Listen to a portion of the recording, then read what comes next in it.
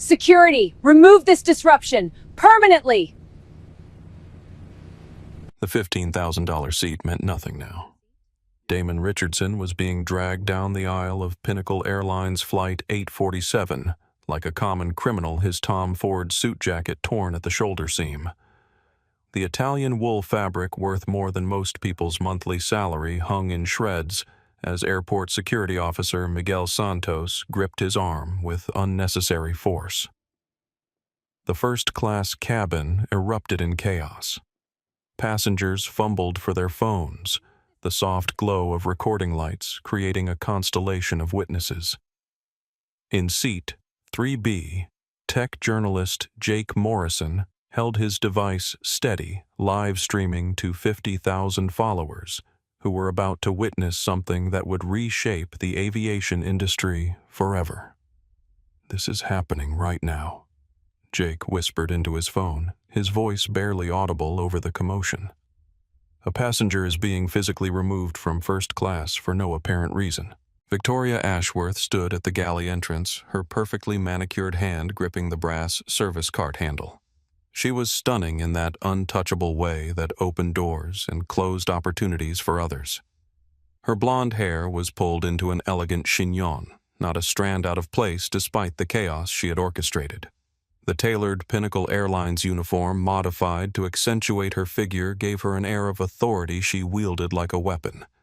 She watched Damon's removal with the satisfaction of someone who believed they had just solved a problem.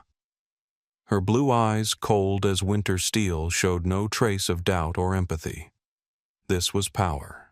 This was control. This was exactly how her world was supposed to work. "Ma'am, please," came a voice from behind the service cart. Isabella Rodriguez, a junior flight attendant with kind eyes and trembling hands, stepped forward. I checked his boarding pass. "It's legitimate. Seat 1A, paid in full." Victoria turned her glacial stare toward the younger woman. "Isabella, return to your station. I'm handling this situation." But he wasn't causing any trouble. He was just sitting there reading. He was disrupting the comfort of our premium passengers. Victoria replied, her voice carrying the authority of 15 years with Pinnacle Airlines and a Stanford MBA that she mentioned in every conversation. "Mr. Whitmore has priority status." Chase Whitmore, 28 years old and worth nothing he hadn't inherited, lounged in seat 2A with a champagne flute in his hand. His designer tracksuit, worth more than most people's cars, was wrinkled from his hurried arrival. He had the soft features of someone who had never faced real adversity, never been told no by anyone who mattered. Finally, Chase said, raising his glass in mock celebration, "Some actual customer service. I was starting to think this airline had forgotten how to treat VIP passengers." Damon's dark eyes found Chase's through the chaos. Even with his hands restrained behind his back, even with his dignity under assault, there was something unsettling about his calm. It wasn't submission. It wasn't defeat. It was the quiet stillness that comes before an earthquake. "You have no idea what you just started," Damon said, his voice carrying despite its measured tone. The words weren't a threat. They were a promise. Officer Santos jerked him forward. "Save it for the station, buddy." In 30 seconds, they would learn why removing Damon Richardson from seat 1A was a $3.2 billion mistake. But those 30 seconds felt like hours as the Boeing 777 became a pressure cooker of tension, privilege, and consequences that none of them could imagine. The passengers in first class sat frozen, their expensive meals forgotten, their important business calls abandoned. They were about to witness something that would be talked about in boardrooms and courtrooms for years to come. Victoria smoothed her skirt and checked her reflection in the galley mirror. Everything was perfect. Everything was under control. She had no idea that in 6 hours she would own nothing but unemployment and shame. Chase finished his champagne and signaled for another. He had no idea that his trust fund was about to become a legal battlefield. Officer Santos tightened his grip on Damon's wrist. He had no idea that his career was ending with each step toward the aircraft door. and Damon Richardson, CEO of Richardson Dynamics, builder of technological empires, and the man who never forgot. A slight said nothing more as they dragged him into a future that would change everything. The plane's engines hummed with potential energy, just like the revolution that was about to begin. 2 hours earlier, Terminal 4 at Los Angeles International Airport buzzed with the typical Tuesday afternoon energy. Business travelers rushed between gates, their phones pressed to their ears, their importance worn like expensive cologne. The air conditioning fought a losing battle against the California sun streaming through floor-to-ceiling windows. Damon Richardson moved through the chaos like a current of calm water. At 45, he possessed the kind of quiet confidence that came from building something from nothing and watching it grow into everything. His 6-foot frame carried the easy grace of someone comfortable in his own skin, whether he was wearing a $1,500 suit or the jeans and hoodie he preferred during late-night coding sessions. He approached the Pinnacle Airlines first-class check-in counter with unhurried steps.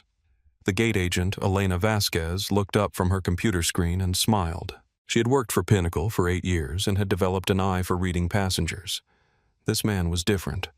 No entourage, no attitude, no desperate need to announce his importance. "Good afternoon, sir. Checking in for Flight 847.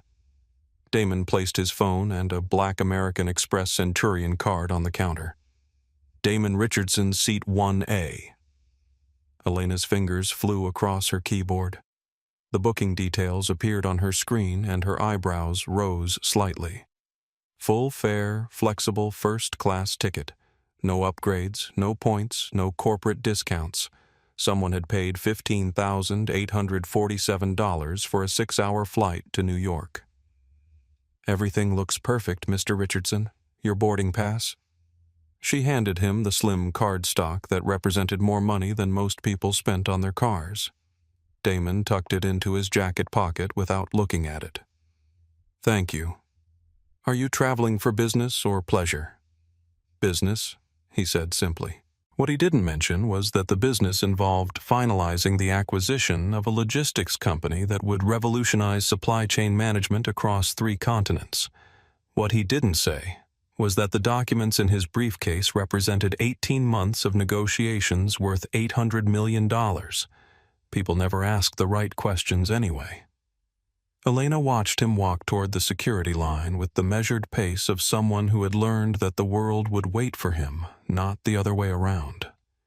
She had no idea she had just checked in one of the most powerful men in technology, someone whose company's algorithms powered half the internet, and whose investment decisions could make or break entire industries. Damon had started Richardson Dynamics in his garage 12 years ago with $15,000, a laptop held together with electrical tape, and an idea that everyone said would never work. He had faced rejection from 47 venture capital firms, been turned down for loans by every bank in Silicon Valley, and been told by industry experts that a black man from East Oakland would never build anything significant in tech. They had been wrong about everything. Richardson Dynamics now employed 38,000 people across 6 continents. Their cloud computing platform processed 40% of global e-commerce transactions. Their artificial intelligence division had 12 patents that would define the next decade of machine learning. But Damon still remembered what it felt like to be underestimated, dismissed, and overlooked because people saw his skin color before they saw his mind. He remembered every slight, every closed door, every conversation that ended when someone realized he wasn't the assistant or the delivery person. He remembered because memory was fuel and fuel was power. After clearing security, Damon made his way to the Pinnacle Airlines Admirals Club. The lounge was designed to impress with its marble floors, leather furniture, and panoramic views of the tarmac. Business executives sat hunched over laptops, their faces illuminated by screens showing stock prices and meeting schedules. Damon found a quiet corner and opened his briefcase. Inside was his laptop, a Patek Philippe watch he wore only for important meetings, and a folder containing documents that would reshape the logistics industry. He also carried something most people wouldn't notice, a Mont Blanc pen that had belonged to his grandfather. A man who had worked 3 jobs to send his children to college and never lived to see his grandson become one of the most influential people in America. He checked his phone. A text from his assistant board meeting moved to Thursday. Acquisition team ready for your signature. Another text from his lawyer, Pinnacle Airline stock at $47 per share. Still interested in the aviation sector, Damon had been watching Pinnacle for months. Their customer service ratings were declining, their employee satisfaction surveys showed concerning patterns, and their stock price reflected a company struggling with both profitability and reputation management. He saw potential in their route network and infrastructure, but not in their leadership. He typed back, "Keep monitoring. May have an opportunity soon." He had no idea how prophetic that message would prove to be. At 1:45 p.m. boarding began for Flight 847. Damon gathered his things and walked to the gate. The aircraft was a Boeing 777-300ER, one of Pinnacle's newer planes with the airline's signature navy blue and silver livery gleaming under the afternoon sun. The gate agent scanned his boarding pass and smiled. "Welcome aboard, Mr. Richardson. You're in seat 1A today. Thank you." He walked down the jet bridge, past the economy passengers waiting in line, past the families with strollers and business travelers checking their phones. The first-class cabin welcomed him with warm lighting, leather seats, and the quiet efficiency of a well-designed space. Seat 1A was exactly where he wanted to be, front row window side, with enough room to work and privacy to think. He stowed his briefcase in the overhead compartment and settled into the wide leather seat. The cabin was filling slowly, passengers finding their places in the hierarchy of commercial aviation. He opened his laptop and began reviewing the final details of the logistics acquisition. The numbers were beautiful revenue projections, market penetration analysis, integration timelines. Everything was perfect, ready for his signature, and $800 million in funding. At 2:10 p.m., just 5 minutes before scheduled departure, he heard a commotion near the aircraft door. Someone was arguing with the flight crew. Someone was about to change everything. "Excuse me, buddy. You're in my seat."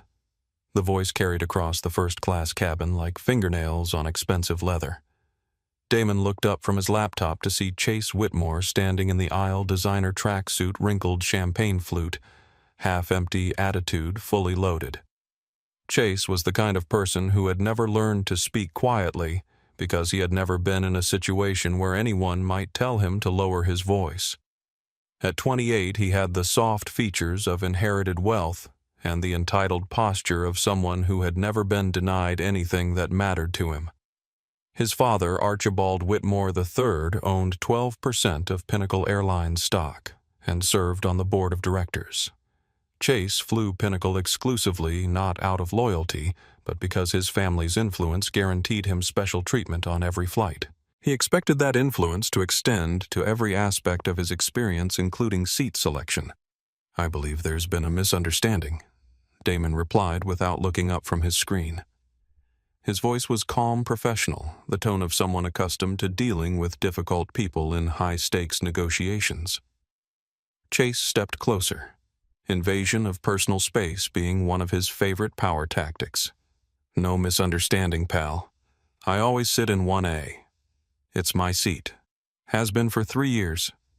This is seat 1A, Damon said, finally closing his laptop and giving Chase his full attention. "My boarding pass confirms it. Perhaps you'd like to check with the crew about your seating assignment." The exchange was drawing attention from other first-class passengers. In seat 2B, Patricia Kellner, a federal appellate judge, looked up from her legal briefs. In seat 3A, David Park, a CNN correspondent, reached for his phone. In seat 4B, Margaret Foster, a retired State Department official, watched with the keen interest of someone who had seen power struggles in much more serious contexts. Chase laughed, a sound like breaking glass. "Listen, I don't know how you managed to sneak up here or who you bribed at the gate, but this is how it works. I'm a Platinum Elite member. My father is deeply connected with the board of this airline. That seat belongs to me. I paid full price for this seat, Mr. Whitmore. $15,847 to be exact. I have the receipt if you'd like to see it. The number hung in the air like a challenge. $15,000 was more than Chase spent on a weekend shopping trip, but it was real money, the kind that demanded respect and consideration. I don't care what you paid, Chase said, his voice rising. I want this seat. Move back to economy where you belong. The silence that followed was electric. Every passenger in first class understood exactly what Chase meant by where you belong, and the implications settled over the cabin like smoke from a fire that was about to rage out of control. Damon's jaw tightened, but he remained seated. His hands rested calmly on his laptop case, but there was something in his dark eyes that suggested Chase was playing a game with rules he didn't understand. Then I suggest you take it up with the staff, Damon said evenly. I am not moving. Chase's face flushed red with the kind of anger that comes from being told no by someone he considered inferior. He snapped his fingers, a sound that carried all the arrogance of someone who had never learned to ask for anything politely. Flight attendant, flight attendant. Victoria Ashworth emerged from the galley like a swan rising from dark water. At 38, she was stunning in a way that opened doors and closed conversations. Her blonde hair was styled in a perfect chignon. Her makeup was flawless, despite the stress of pre-flight preparations, and her tailored uniform accentuated every curve while maintaining professional authority. She had been watching the interaction from the galley, already forming opinions based on appearance rather than facts. The quiet black man in the expensive suit looked like an upgrade, a lucky break, or an employee flying on a company pass. The young white man in the designer tracksuit looked like money influence and the kind of passenger who could make or break a flight attendant's performance review. Is there a problem, Mr. Whitmore? Victoria asked, her voice dripping with artificial sweetness. She knew Chase well. He was a difficult passenger who complained about everything from the champagne selection to the temperature of the towels, but his family's influence made him untouchable. This guy's in my seat, Chase said, gesturing wildly at Damon. I want him gone. Now. My back hurts and I need the extra legroom of the bulkhead. Victoria turned her gaze to Damon, and the sweetness vanished like sugar dissolving in acid. Her blue eyes became cold, calculating, measuring him against her own biases and finding him lacking. Sir, I'm going to have to see your boarding pass again. Damon sighed and reached into his jacket pocket. He handed her the boarding pass without a word, watching her face as she scanned the details. He could see the moment she processed the information: legitimate ticket, seat 1A, full fare paid.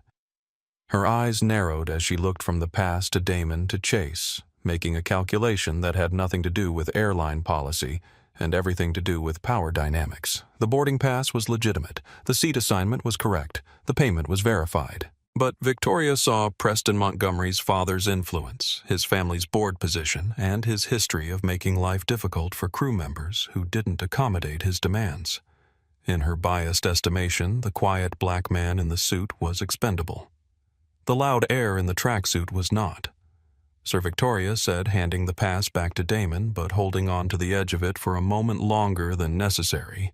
There seems to be a double booking error in our computer system. Mr. Whitmore has priority status with our airline.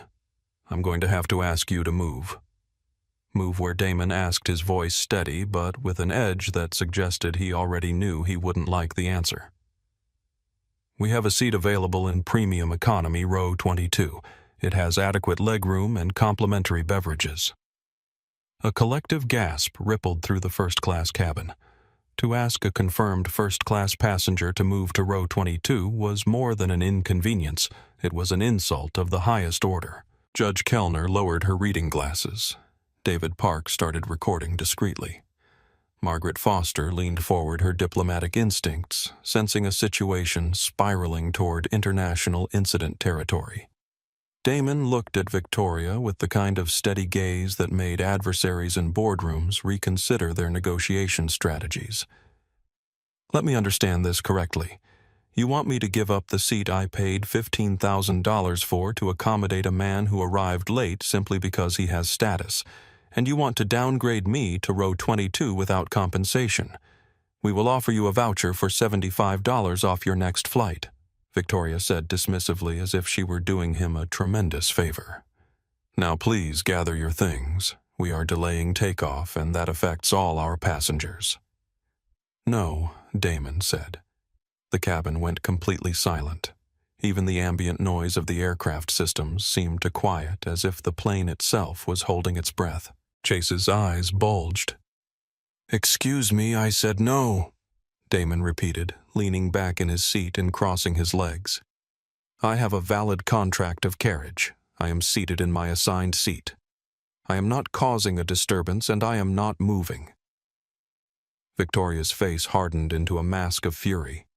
She was accustomed to passengers who might complain but ultimately complied when faced with crew authority. She had never encountered someone who simply refused to acknowledge her power. "Sir, if you do not comply with crew instructions, that is a federal offense. I can have you removed from this aircraft." "Then you better call the captain," Damon said, reaching for his phone. "Because the only way I am leaving this seat is if you drag me out. And I promise you, Victoria," he read her name tag deliberately, "if you escalate this situation, you will regret it for the rest of your career." Victoria stiffened as if she had been slapped. No passenger had ever spoken to her with such quiet authority, such complete lack of deference to her position. For a moment her confidence wavered, but then she remembered who she was, where she was, and who was watching. She leaned down, whispering harshly so only Damon could hear. "Listen to me carefully. People like you think you can buy your way into spaces where you aren't wanted. You're disrupting the comfort of our actual VIP passengers.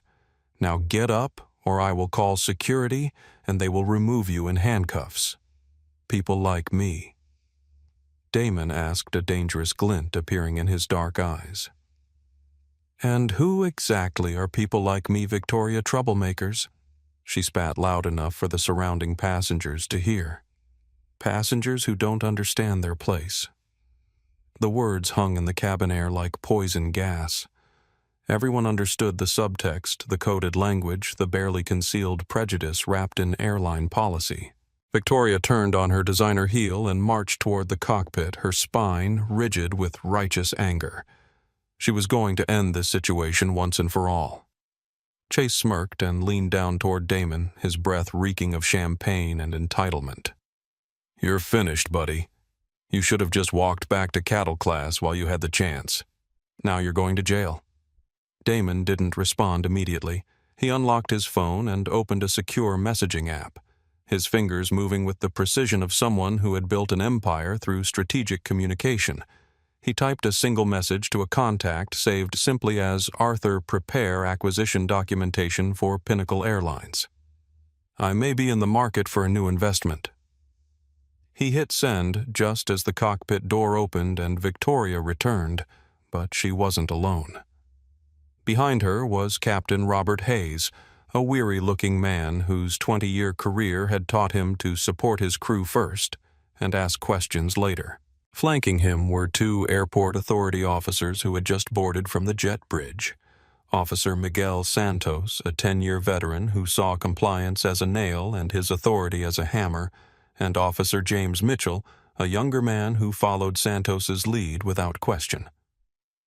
"That's him." Victoria pointed her finger, trembling with self-righteous anger. "He's belligerent, refusing lawful orders and threatening crew members." Officer Santos stepped forward without asking for Damon's side of the story. He saw a black man in a suit refusing to obey a white flight attendant, and his training, his biases, and his assumptions made the decision for him. "Sir, you need to grab your belongings and come with us," Santos barked. "Now." "I have done nothing wrong," Damon said, his hands clearly visible on his laptop case to show he posed no threat. "I have a legitimate ticket for this seat. This woman is discriminating against me to favor another passenger." "I don't care about your ticket," Santos said, reaching for his handcuffs.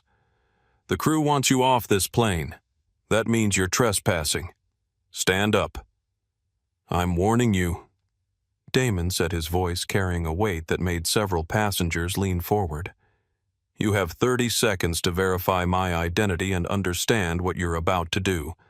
After that, the consequences will be permanent."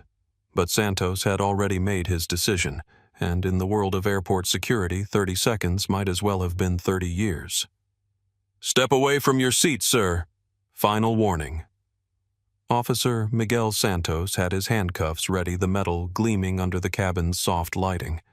His partner, Officer James Mitchell, flanked Damon's right side, effectively boxing him into seat 1A. The message was clear compliance or force. Victoria Ashworth stood behind the officers, her arms crossed, radiating the satisfaction of someone who believed she had just restored order to her domain. Her perfectly applied lipstick curved into what might have been called a smile, if smiles could contain that much coldness. "Gentlemen, please," came a voice from seat 3B. Judge Patricia Kellner set down her legal briefs and looked over her reading glasses. "I've been observing this situation, and I see no evidence of disruptive behavior from this passenger. Perhaps we could, ma'am, please remain seated." Officer Santos interrupted. "This is a security matter. I am a federal appellate judge, and I'm telling you that what I'm witnessing appears to be discrimination, not security." Santos ignored her completely. His focus locked on Damon. In his 10 years of airport security, he had learned to sort people into categories: compliant or non-compliant, cooperative or problem. The man in seat 1A had already been categorized. Victoria stepped closer to the officers, lowering her voice but speaking loud enough for nearby passengers to hear. He became aggressive when asked to move officers. "He threatened me personally. I felt unsafe. It was a masterful performance delivered with the kind of practiced vulnerability that had served her well throughout her career." Her voice carried just the right tremor, her posture suggested just enough fear, and her timing was perfect.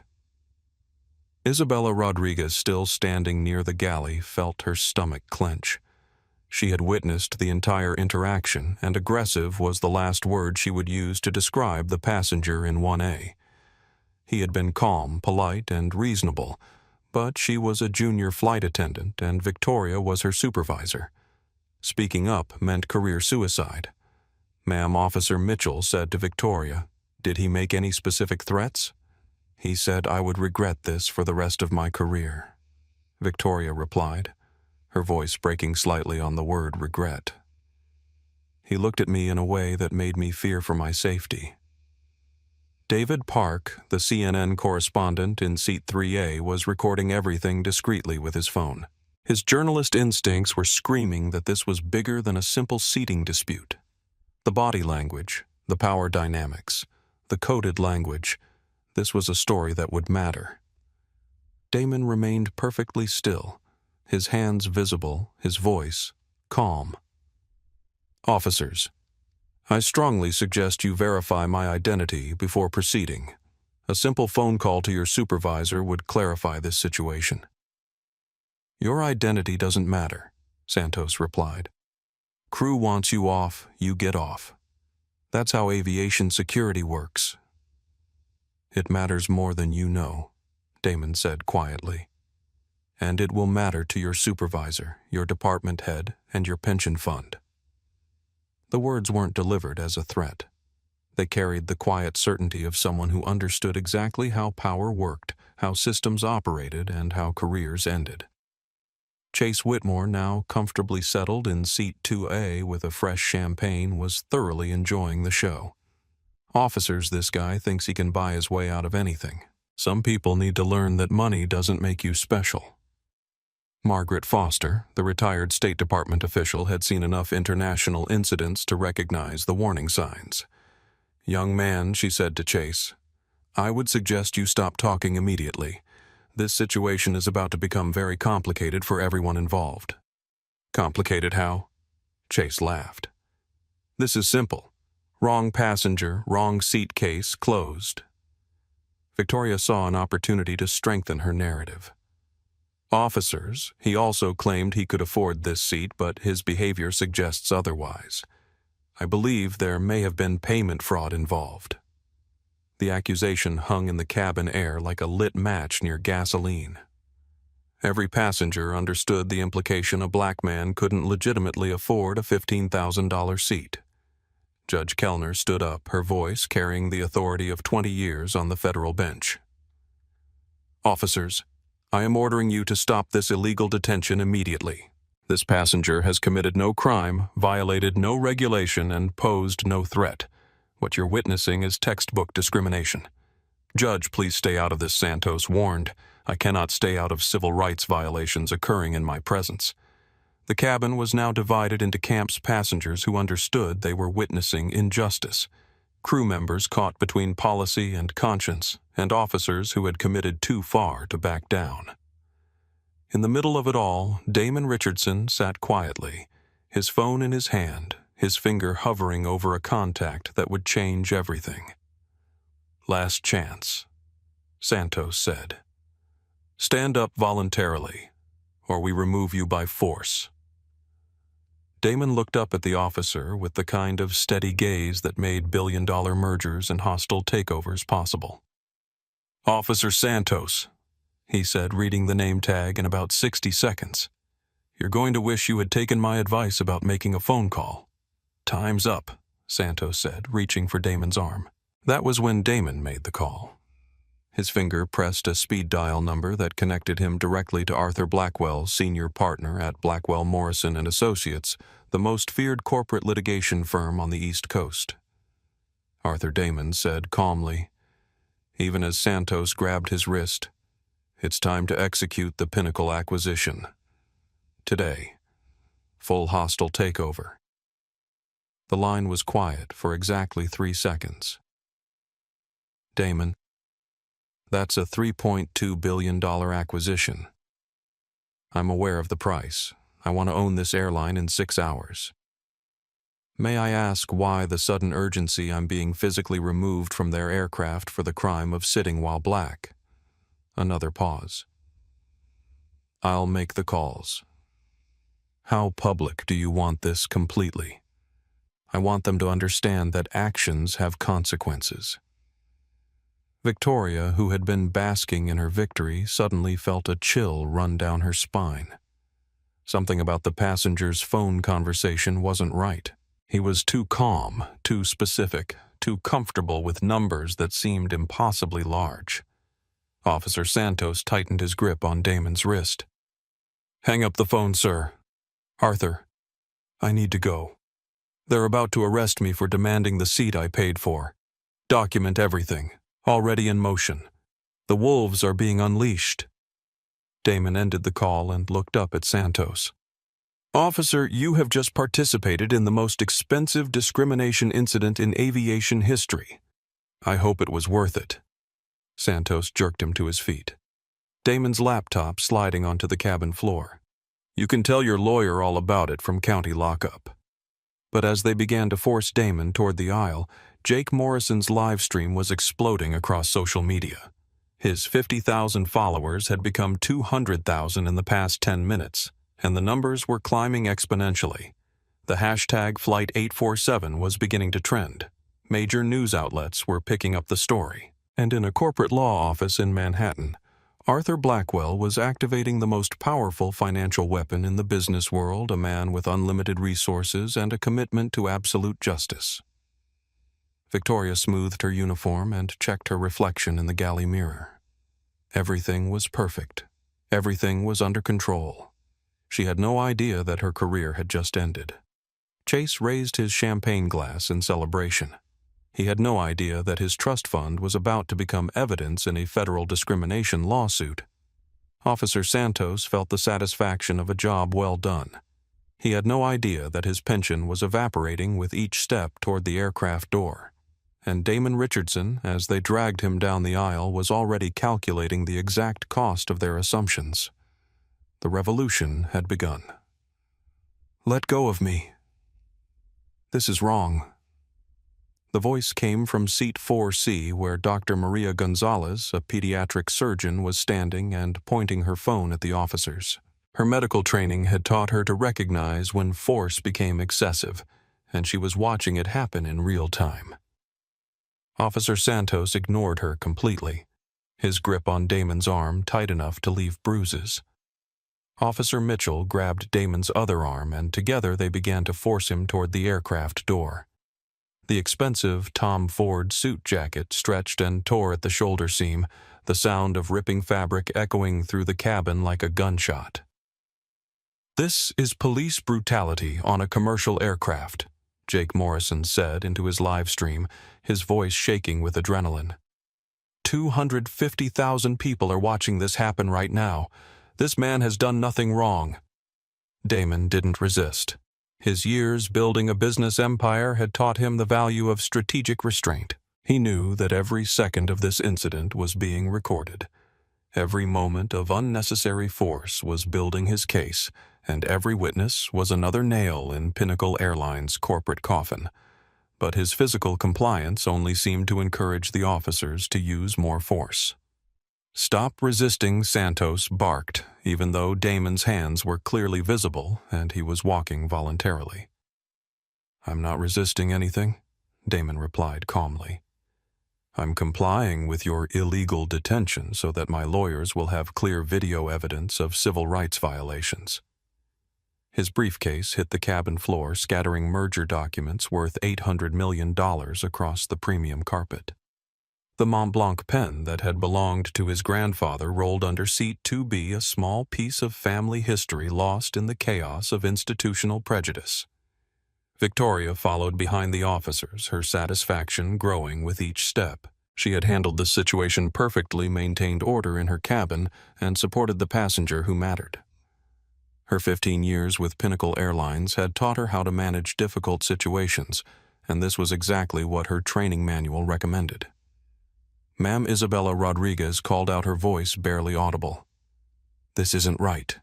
You know this isn't right." Victoria turned back to face the younger woman with ice-cold authority.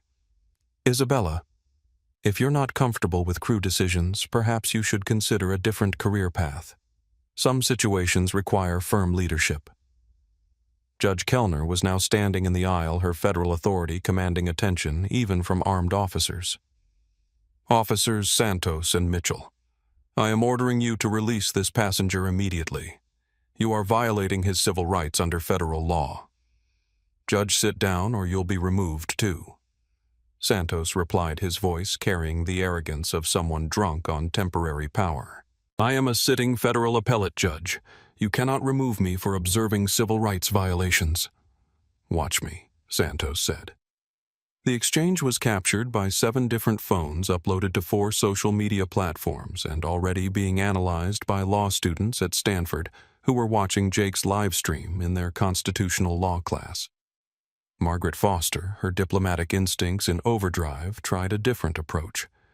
"Officers, this incident is being recorded by multiple passengers and broadcast live to hundreds of thousands of people. Perhaps we should pause and consider the broader implications." "The only implication," Officer Mitchell said, "is that passengers need to follow crew instructions. Even illegal instructions," David Park asked his CNN credentials, giving his words additional weight. "Especially illegal instructions," Santos replied, apparently unaware that he had just admitted to enforcing illegal orders. Damon's feet barely touched the ground as they dragged him toward the aircraft door. His Patek Philippe watch, worth more than both officers' annual salaries combined, caught the cabin lighting as his wrist was twisted behind his back. "Gentlemen," he said, his voice still unnaturally calm, "you're about to become the most famous security officers in aviation history. I hope you're prepared for that level of scrutiny." Chase Whitmore was recording everything on his own phone, not out of concern for justice, but because he wanted to remember his victory. "This is what happens when people forget their place," he said to his social media followers. Finally, some accountability. His words were being recorded by passengers around him, and within hours they would become evidence in multiple lawsuits. Dr. Gonzalez moved closer to the action, her medical training overriding her concern for personal safety. Officers, this man appears to have a medical condition that could be exacerbated by stress. I'm a physician, and I'm recommending you release him immediately. Damon didn't have a medical condition, but he appreciated the doctor's attempt to de-escalate the situation. Thank you, doctor, but I'm fine. I want everyone to witness exactly what Pinnacle Airlines considers appropriate passenger treatment. As they reached the aircraft door, something unexpected happened. The captain, Robert Hayes, stepped out of the cockpit and blocked their path. "Officers, wait," Hayes said. "I need to understand what's happening here." Victoria rushed forward. "Captain, this passenger was disrupting first-class, threatening crew members and refusing lawful orders. I requested his removal for the safety of other passengers." Captain Hayes looked at Damon, then at the officers, then at the cabin full of passengers recording everything. His 20 years of experience told him something wasn't right about this situation. "Sir," he said to Damon, "were you threatening anyone?" "Captain, I was sitting in my assigned seat reading merger documents when I was told to move to accommodate a late passenger. When I declined, I was accused of fraud, threatened with arrest, and now I'm being physically removed despite committing no crime and violating no regulation." Hayes looked at Victoria. "Did you check his boarding pass?" "Yes, sir. But Mr. Whitmore has priority status." "Priority status doesn't override confirmed seat assignments," Hayes interrupted. "Show me the documentation that justifies this removal." Victoria's confidence wavered for the first time. She had anticipated support from the captain, not questions. "Sir, crew discretion allows for safety concerns, not passenger preference," Hayes said firmly. "Officers, release this passenger." Santos shook his head. "Captain, we're following crew instructions. The flight attendant requested removal. We're executing removal. I'm the captain of this aircraft, and I'm ordering you to release him." "Sorry, Captain. Once we begin a removal, we complete it. Airport Authority policy." Hayes realized he was watching his career implode in real time. He had supported his crew without investigating the facts, and now he couldn't stop the process he had authorized. Damon was dragged through the aircraft door, his torn jacket flapping in the jet bridge air conditioning. Behind him, the first-class cabin erupted in chaos as passengers demanded answers, threatened lawsuits, and live-streamed everything to millions of viewers worldwide. Victoria smoothed her uniform one more time and smiled. She had maintained order-supported policy and eliminated a disruptive passenger. She had no idea that in Manhattan, Arthur Blackwell was already drafting paperwork that would make this the most expensive smile in corporate history. The aircraft door closed behind them with a soft, hydraulic hiss. But the sound that followed was much louder. The roar of social media outrage, congressional phone calls, and federal agencies opening investigations. Inside the terminal security office, Damon Richardson sat in a plastic chair, his torn suit jacket across his lap, his dignity intact despite the humiliation. He pulled out his phone and made another call. "Arthur, it's done. They removed me. How long until we own them?" 4 hours and 37 minutes. "Perfect. Now let's discuss their new operational philosophy." Outside in the terminal, Pinnacle Airlines stock was already beginning to fall. Arthur, execute the acquisition. All of it. Today. Damon Richardson sat in the sterile airport security office, his $1,500 shirt wrinkled, his Tom Ford jacket torn at the shoulder, but his voice carrying the quiet authority that had built an empire. Across from him, Officer Santos was filling out paperwork with the methodical precision of someone who believed he had just completed routine police work. On the other end of the call, Arthur Blackwell's senior partner at the most feared corporate litigation firm in Manhattan was already pulling up files that had been prepared months ago. Richardson Dynamics had been watching Pinnacle Airlines as a potential acquisition target, analyzing their routes, their infrastructure, their market position.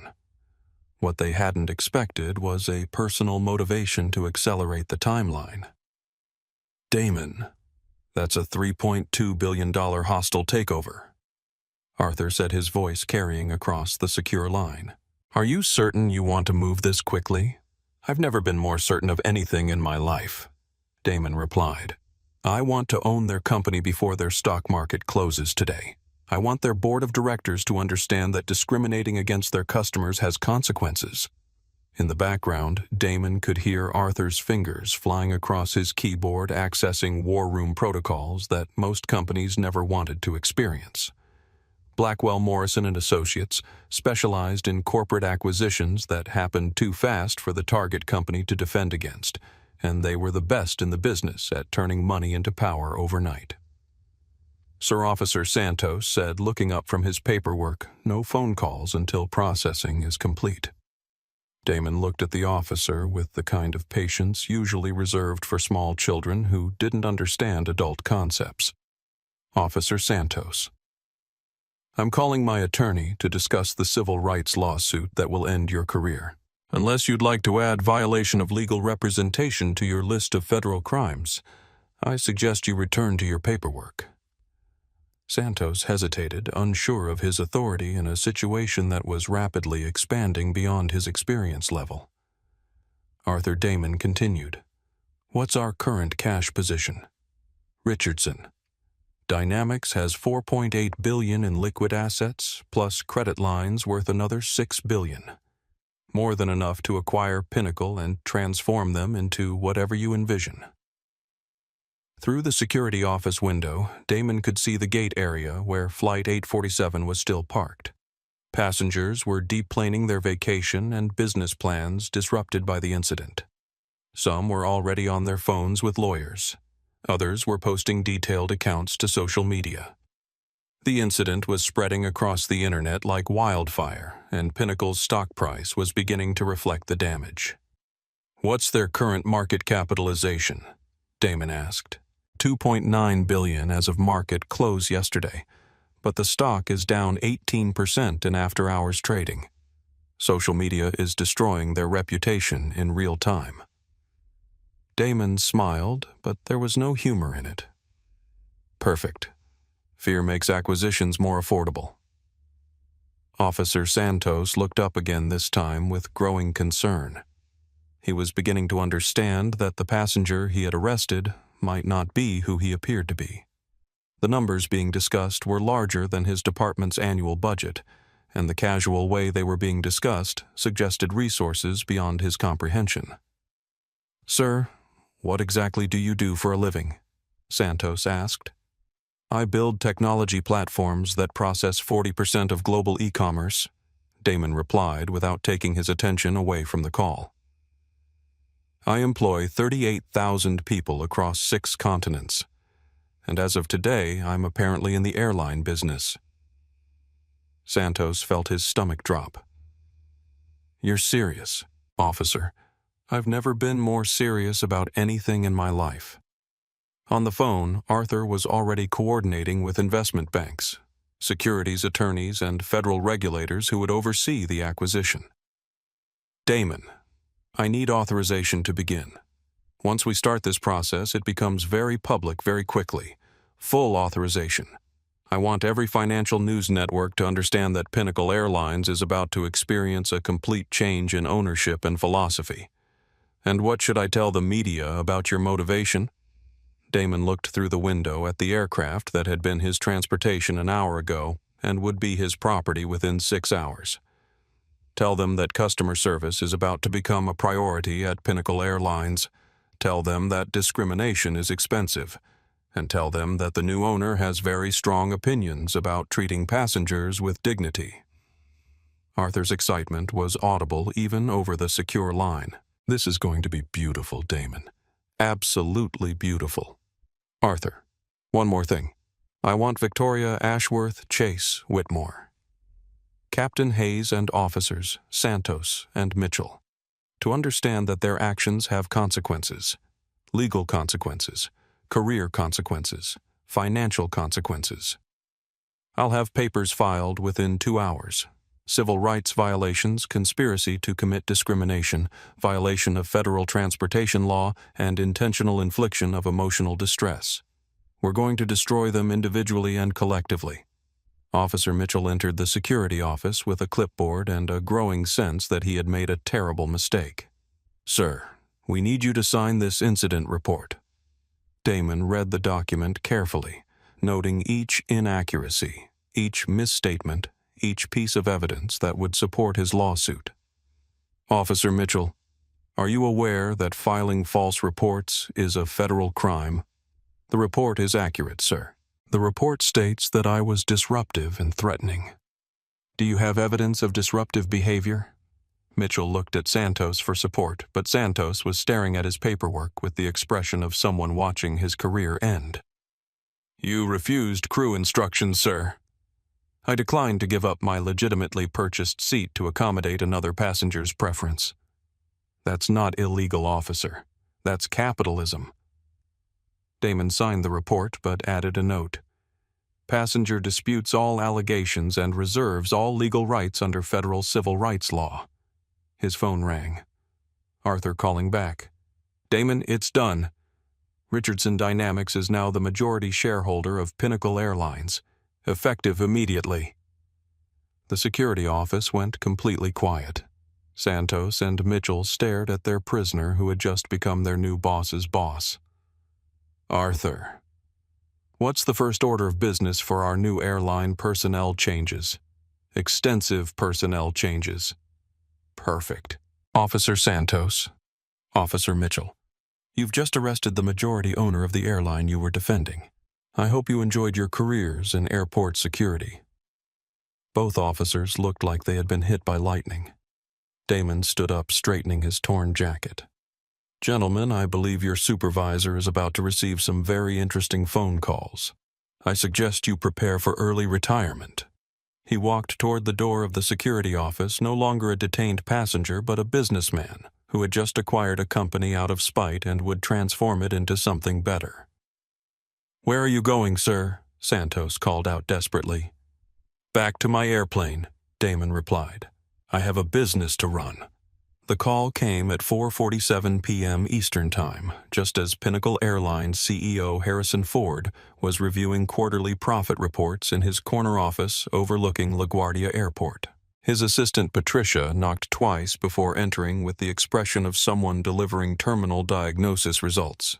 Mr. Ford, you need to take this call immediately. It's the Securities and Exchange Commission. Ford's blood pressure spiked as he lifted the receiver. SEC calls were never good news, but SEC calls at the end of trading days were apocalyptic. Harrison Ford speaking. Mr. Ford, this is Sarah Martinez from SEC Corporate Oversight. Are you aware that Richardson Dynamics has just filed acquisition paperwork for 51% of your outstanding shares? Ford's hand went numb. The receiver nearly slipped from his grasp. That's impossible. We would have been notified of any hostile takeover attempt. Mr. Ford, the filing was completed 17 minutes ago. Richardson Dynamics is claiming majority control of Pinnacle Airlines effective immediately. They're also alleging civil rights violations as motivation for the acquisition. Civil rights violations? What are you talking about? Apparently, one of your flight crews physically removed a passenger from first class this afternoon. The passenger was Damon Richardson, CEO of Richardson Dynamics. The incident was live-streamed to over 2 million viewers. Ford felt the floor disappear beneath his feet. He had built Pinnacle Airlines over 25 years, turning a regional carrier into a national powerhouse, and apparently it had just been purchased by a passenger his crew had arrested. Mr. Ford, are you there? Yes, I'm here. What are our options? Frankly, sir, you don't have any. Richardson. Dynamics has sufficient liquid assets to complete the purchase. The acquisition is legal, properly documented, and financially sound. As of market close today, you report to Damon Richardson.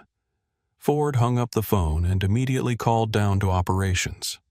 Get me the crew manifest for Flight 847 this afternoon. Now. While Ford was learning that his company no longer belonged to him, Victoria Ashworth was in the Pinnacle Airlines crew lounge at LAX regaling other flight attendants with her victory story. You should have seen him. she said, touching up her lipstick in the mirror. Entitled passenger thinking he could intimidate me into giving him special treatment. I had security remove him in handcuffs. Her colleague, Jennifer Walsh, was scrolling through her phone with growing alarm. Victoria, are you talking about the Flight 847 incident? Yes, why? Because it's trending on every social media platform. Hashtag Justice 847. Hashtag Airline Discrimination. Hashtag Dignitary Abuse. And Victoria, the passenger wasn't just anyone. He was Damon Richardson. Victoria's lipstick paused halfway to her mouth. Who's Damon Richardson? Jennifer turned her phone screen toward Victoria. The Forbes profile photo showed the same man she had ordered removed from first class, but the caption read, Damon Richardson, tech visionary billionaire entrepreneur and CEO of Richardson Dynamics. Victoria's face went white. That's impossible. He was wearing jeans when he boarded. Victoria, he's worth $4.6 billion. He owns Richardson Dynamics, and according to breaking news, he just bought our airline. The lipstick fell from Victoria's hand, clattering across the tile floor like her career prospects. At LAX Security Headquarters, Chief of Operations Robert Martinez was watching the incident video for the 7th time, each viewing making his headache worse. His 2 officers had arrested a billionaire CEO for the crime of sitting in a seat he had purchased, and the entire incident was documented in high definition from 7 different angles. Santos Mitchell, my office. Now. The 2 officers entered like condemned men walking to execution. Explain to me, Martinez said slowly, how you managed to arrest the CEO of a $4 billion company for sitting in his assigned seat. Chief? The flight attendant said he was disruptive, Santos replied weakly. Disruptive? How I've watched the video. The man never raised his voice, never made threats, never moved from his seat. You dragged him off the plane for being black in first class.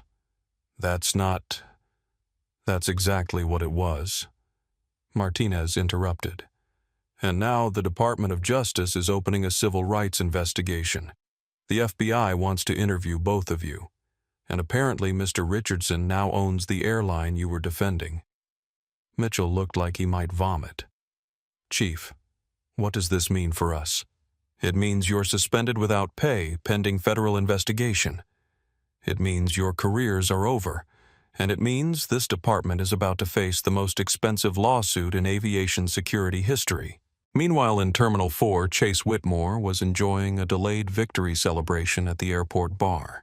His Instagram story was filled with videos of troublemaker removal, and he was basking in the attention from his social media followers. His phone rang. His father. Chase. What the hell did you do, Dad? I just had security remove some guy who was trying to steal my seat. It was handled perfectly. You idiot. That guy was Damon Richardson. He just bought Pinnacle Airlines. The board is in emergency session and they're demanding your head. Chase's champagne glass slipped from his hand. Dad, you're on the board. You can fix this. I'm no longer on any board. I've been removed. Our family's investment in Pinnacle is worthless. And Chase, there are federal investigators looking for you. Dad, don't call me. Get a lawyer. And Chase, don't ever use the Whitmore name in public again. The line went dead. Back in the security office, Damon Richardson was making his final call of the day. Arthur, I want you to schedule a press conference for tomorrow morning. New York Federal Plaza, 10 a.m. What's the message? Damon. The message is simple. Discrimination is expensive. Dignity is profitable. And Pinnacle Airlines is about to become the most respectful airline in American history. And the personnel changes Victoria Ashworth, Chase, Whitmore, Captain Hayes, and Officers Santos and Mitchell will never work in aviation again. I want their terminations to be public documented and permanent. What about the broader implications? Damon looked out the window at the Pinnacle aircraft that was now his property. Arthur, we're not just buying an airline. We're changing an industry. Every carrier in America is going to understand that treating passengers like criminals has consequences. As the sun set over Los Angeles International Airport, the aviation industry was already beginning to change. Other airlines were reviewing their discrimination policies. Flight attendants were receiving emergency training updates. Security companies were revising their procedures. And Damon Richardson was planning the transformation of an entire industry, one policy at a time. The revolution had begun with a single seat. It would end with significant change across American aviation. Ladies and gentlemen of the jury, discrimination is not a business model. Arthur Blackwell stood before the federal courthouse in Los Angeles, his silver hair catching the morning sunlight, his $1,000 suit tailored to perfection. Behind him, the courthouse steps were packed with reporters from every major news network in America. This had become more than a lawsuit. It had become a referendum on dignity in commercial aviation. 6 months had passed since the Flight 847 incident, and the legal machinery that Damon Richardson had set in motion was now running at full capacity. Federal prosecutors had filed criminal charges. The Department of Justice had opened a pattern and practice investigation. And Arthur Blackwell was about to destroy 5 careers with the precision of a surgeon and the ruthlessness of a shark. Today we will prove that Victoria Ashworth Chase Whitmore, Captain Robert Hayes, and officers Miguel Santos and James Mitchell conspired to violate the civil rights of Damon Richardson. Not because he committed a crime, not because he posed a threat, but because they didn't believe a black man belonged in first class.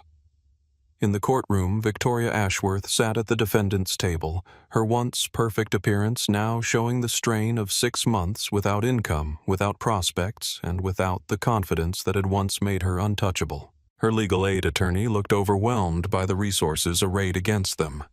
The transformation of Pinnacle Airlines had been swift and absolute. Within 24 hours of the acquisition, Damon had fired the entire executive team, implemented new anti-discrimination policies, and announced the most comprehensive employee retraining program in aviation history. The airline had been renamed Dignity Air with the slogan, "Respect in every mile," painted on every aircraft in the fleet.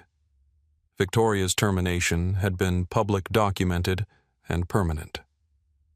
Blacklisted from the aviation industry, unable to find employment in customer service, and facing legal bills that would bankrupt her, she had watched her life collapse in real time. "Your Honor," Arthur continued, "the evidence will show that Ms. Ashworth made her decision based solely on racial assumptions. She saw a black passenger and automatically assumed he didn't belong in first class. When presented with a legitimate boarding pass, she invented a system error. When offered factual evidence, she chose to support privilege over policy." The jury, 6 women and 6 men from diverse backgrounds, listened with the kind of attention that suggested they understood the broader implications of this case. This wasn't just about one incident on one flight. This was about every time they had been treated differently, dismissed unfairly, or judged by their appearance, rather than their merit. Chase Whitmore looked even worse than Victoria. His father had disowned him publicly, his trust fund had been frozen pending the outcome of criminal proceedings, and his social media accounts had become monuments to entitled privilege. The videos he had posted celebrating Damon's removal were now evidence in federal court, played repeatedly for juries who watched his gleeful participation in discrimination. Captain Hayes sat separately, his 20-year career destroyed by 5 minutes of poor judgment. He had supported his crew without investigating facts, escalated a situation that could have been resolved with simple verification, and allowed federal crimes to occur on his aircraft. The Federal Aviation Administration had revoked his license permanently. Officers Santos and Mitchell faced the most serious charges: conspiracy to violate civil rights under color of law, excessive force, and filing false police reports. Both men had already been terminated by airport authority and were facing potential prison time. Arthur approached the jury box with the confidence of someone who had never lost a civil rights case. Members of the jury, you will see video evidence from 7 different angles. You will hear testimony from federal judges, CNN correspondents, and medical doctors who witnessed these violations. You will review the defendant's own words captured on audio and video demonstrating clear racial bias and discriminatory intent. He gestured toward Damon, who sat in the gallery wearing a perfectly tailored navy suit, his presence commanding attention without demanding it. Mr. Richardson didn't need to be a billionaire to deserve respect. He didn't need to be a CEO to deserve dignity. He deserved proper treatment simply because he was a human being who had purchased a seat on a commercial aircraft. The defendant stole that dignity, violated his rights, and humiliated him in front of millions of witnesses. Victoria's attorney, overwhelmed by the evidence and the resources arrayed against his client, could only manage weak objections and procedural delays. The facts were undeniable. The video evidence was damning, and the pattern of discriminatory behavior was clear. The trial lasted 3 weeks, during which the entire aviation industry watched nervously. Other airlines settled discrimination cases quietly, hoping to avoid similar scrutiny. Flight attendant training programs were overhauled. Security procedures were revised. The entire culture of commercial aviation was changing because one man had refused to accept injustice. When Arthur presented his closing argument, he spoke directly to the broader implications of the case. This trial is about more than compensation for Mr. Richardson. It's about establishing that discrimination has consequences. Real consequences. Career-ending consequences. Financially devastating consequences. He paused, letting the weight of his words settle over the courtroom. The defendants thought they were dealing with just another passenger who would accept injustice quietly. They discovered they were wrong. Dead wrong. And their wrongness cost them everything. The jury deliberated for less than 2 hours. "We find for the plaintiff on all counts," the foreman announced. "We award compensatory damages of $50 million and punitive damages of $200 million.